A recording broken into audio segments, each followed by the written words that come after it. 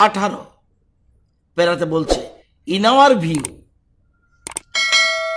considering the fact that the very selection মানে আগে যে selection and appointments were found to be illegal and invalid, আগে যে নিয়োগ হয়েছিল তাদের সেটা ইলিগেল হয়েছিল এবং ইনভ্যালিড। এবার কমা দিয়ে বলছে no other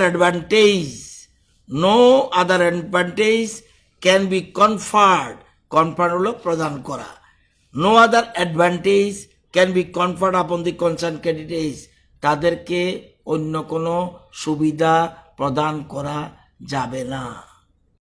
আপনারা আমার তো ইংরেজি ভালো জানেন। no other advantage can be conferred upon the concerned candidates. It must be noted that the attempt on the part of the state, supreme court বলছে যে এটা অবশ্যই লক্ষণীয় বিষয় যে রাজ্য সরকারের তরফ থেকে যে অ্যাটেম্প নেওয়া হচ্ছে, the state is offering certain alternate employment is not to degrade the teachers. আমাদের কিছু বক্তব্য সুপ্রিম কোর্টের ভার্ডিক্ট সম্পর্কে আজকে আপনাদের কাছে তুলে ধরতে চাই। কেননা 2014 সালে ত্রিপুরা হাইকোর্টের জাজমেন্টটাকে যেভাবে মিস ইন্টারপ্রেট করার ফলে আজকে 462 জনকে নোটিশ করার পরিপ্রেক্ষিতেও 10,323 কে ছাঁটাই করা হয়েছে, ঠিক সেইভাবেই আমরা বিশ্বাস করি এই জাজমেন্টটাকে মিস ইন্টারপ্রেট করে আজকের দিনেও আমাদেরকে বিপদে ফেলানোর জন্য চেষ্টা চলছে। এই কারণে আমরা সিদ্ধান্ত নিয়েছি আজকে এই সুপ্রিম কোর্টের এই ভার্ডিক্টটাকে আমরা ব্যাখ্যা করব রাজ্যের মিডিয়ার কাছে, যেন রাজ্যের মিডিয়ার বন্ধুরা রাজ্যের জনগণের কাছে এই বিষয়বস্তুগুলো তুলে ধরেন কিভাবে আমাদের সঙ্গে প্রতারণা হচ্ছে। আমরা বারংবার যে কথাগুলো বলছিলাম যে প্যারা 18 গত আগস্ট মাসের 5 তারিখ যে জাজমেন্টটা বেরিয়েছে তার প্যারা 18 এর মধ্যে বেশ কিছু বিষয়বস্তু ছিল যেটা আমাদের চাকরি দেওয়ার জন্য সুপ্রিম কোর্ট বলেছেন। তার আগে বলে নেওয়া ভালো, সুপ্রিম কোর্টের মধ্যে আমরা যারা 10,323 ছিলাম তাদের বেশ কিছু কেস হয় এবং রাজ্য সরকার একটা MA বা IA করেছিল, আপনারা শুনেছেন। এ হলো MA বা IA, যেটা সুপ্রিম কোর্টের ভার্ডিক্টের মধ্যে ডিসমিস করা হয়েছে। পাশাপাশি আমাদের কেসের মধ্যে সুপ্রিম কোর্ট রাজ্য সরকারকে নোটিশ করেছিল যে তুমি 10,323 এর জন্য কি ব্যবস্থাপনা করছো তা লিখিত আকারে এফিডেভিট করে জমা দাও। এই সেই এফিডেভিট যেটা রাজ্য সরকার জমা করেছিলেন সুপ্রিম কোর্টে, যার পরিপ্রেক্ষিতেই এই 18 নম্বর প্যারা। এখন আসি আমরা 18 নম্বর প্যারা। এই 18 নম্বর প্যারাটাতে পড়তে গেলে আপনারা 3টে শব্দ পাবো, অফারিং বা অফার, সোলাস আর একটা হলো রিটেইন। এই 3টে শব্দ এই প্যারাটার মধ্যে আপনারা পাবেন। কিন্তু রাজ্যের মাননীয় শিক্ষামন্ত্রী গতদিন যে ব্যাখ্যাটা দিয়েছেন এই 3টে শব্দের ব্যাখ্যা উনি দেননি। এই 3টে শব্দ দিয়ে বোঝা যায় দেশের সর্বোচ্চ আদালত আমার জন্য কি বলেছে। আমি আপনাদের সাথে একটু পড়ে নিই। 18 নম্বর প্যারাটা খুব ছোট্ট।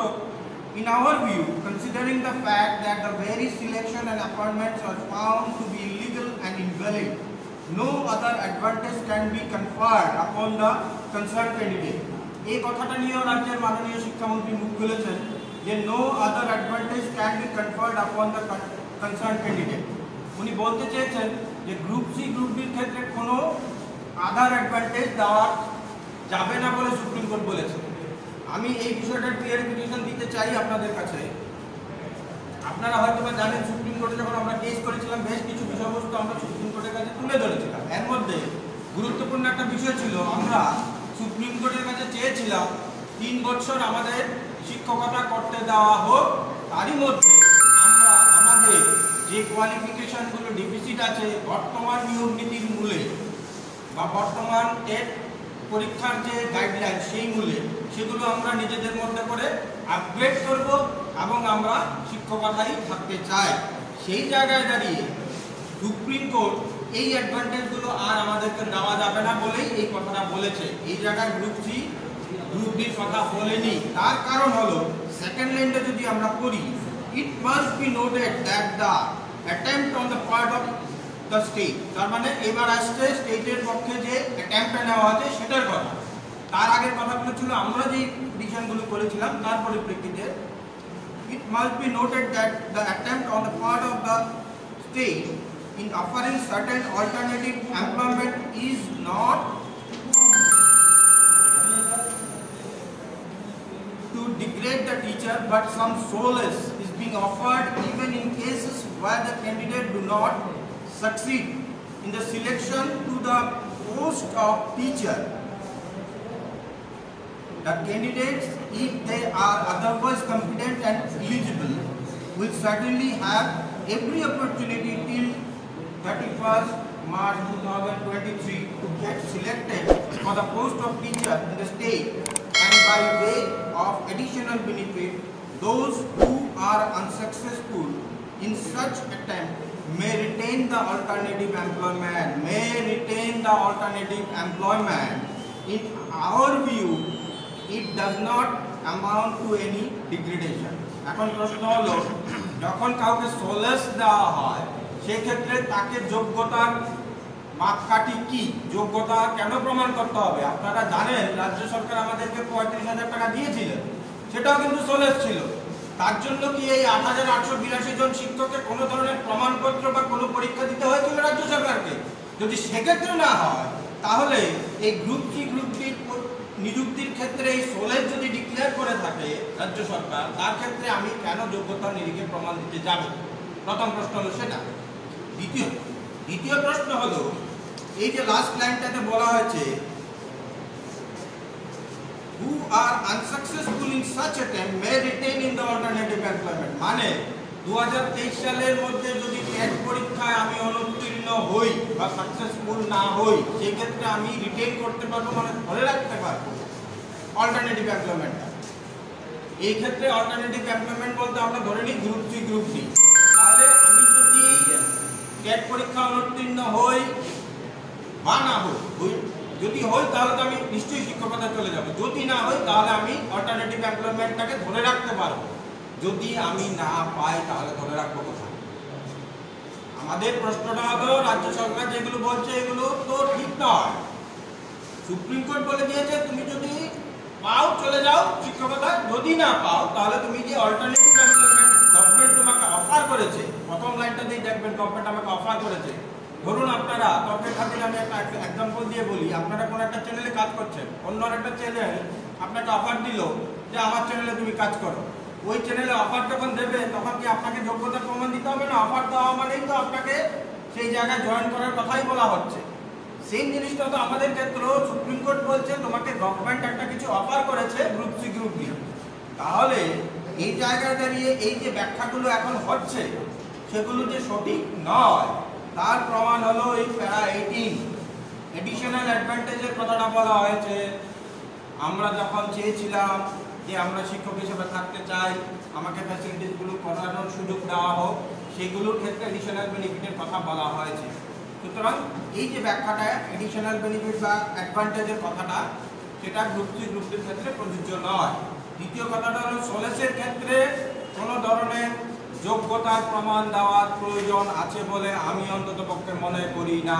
যদি যোগ্যতার প্রমাণ দেওয়ার দরকার থাকতো, সেক্ষেত্রে 35,000 টাকা দেওয়ার জন্য সরকার আমাকে যোগ্যতার একটা প্রমাণ দেওয়ার কথা বলতো, কিন্তু সেটা হয়নি।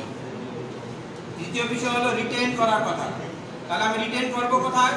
আমাকে তো আগে পেতে হবে। সুপ্রিম কোর্ট ধরে নিয়েছে রাজ্য সরকার আমাকে গ্রুপ সি গ্রুপ ডিতেই দিচ্ছে, সেখানে বলেছে অফার আর অফার্ড মানে ফার্স্ট টেন্সে বলেছে অফার্ড করেছে আমাকে। অলরেডি এফিডেভিট করা মানেই সুপ্রিম কোর্টের কাছে গিয়ে বলেছে আমি এদেরকে গ্রুপ সি এবং গ্রুপ ডি পদে দিতে চাই। তার মানে এর বাইরে আর কোনো কিছু নেই। দিতে চাই বলে কাউকে যদি তুমি ফেলে দাও একটা পরীক্ষার মধ্যে, সেক্ষেত্রে আমি যদি না পাই, তৃতীয় প্রশ্ন যেটা এসছে এই মন্ত্রিসভার সিদ্ধান্তে, সেটা আমরা যখন মাননীয় শিক্ষামন্ত্রীর কাছে প্রতিনিধিমূলক দেখা করতে যাই, উনি বলেছেন ফার্স্ট পেজে হয়তো বা 2000 লোকের অ্যাডভার্টাইজমেন্ট হবে, তাতে আপনারাও বসবেন, বেকাররাও বসবে, কিন্তু সেই ক্ষেত্রে আমরা দেখব 10,323-এর কতজন শিক্ষক বা শিক্ষিকা ওই জায়গা সিলেকশন পাচ্ছে। যদি দেখি সংখ্যাটা খুবই নগণ্য, সেই ক্ষেত্রে আমরা এই প্রসেসটা বন্ধ করে দেব।